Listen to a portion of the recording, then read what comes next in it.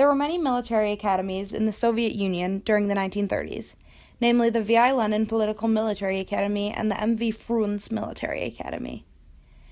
These were meant to train and prepare soldiers for Red Army duties, especially in the context of World War II, known in Russia as the Great Patriotic War. These were large, plain, gated buildings. They were typically plain in color, built as a block, and far from the main gate. This space shows one such building. The propaganda posters are placed on the supports for the main gate system. This way, as men of military age walked by these buildings, they would be compelled by the posters to take interest in the military academies themselves. These men are working-age men living in the Soviet Union, likely belonging to Soviet families. They are of age to serve, which in the Soviet Union is 18 to 51 during this war, but they are not paid for their service.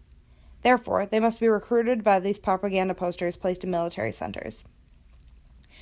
This poster shows an intense-looking woman clad in all red, which is the representative color of the USSR. She is holding a piece of paper that notifies a man that he is called to serve in the army. She looks like she is supportive of this notion.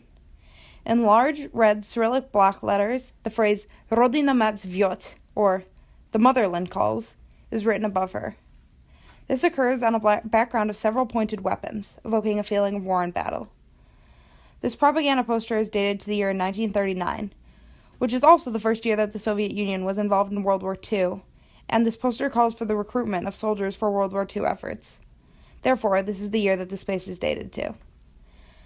This poster also evokes association between motherly figures and the country of Russia for men.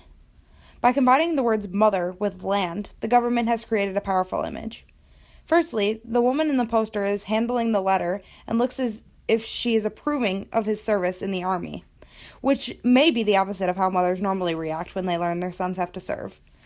Normally they meet such news with fear and try to shelter their sons. This image, however, presents the mother as an approving figure for the men's service in the army.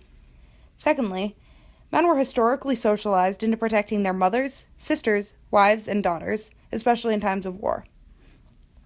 This image may be communicating a covert message that men should carry out their duty of protecting women, despite their desire to not serve in the army. As a result of these two elements, it is a very powerful piece of propaganda given its location.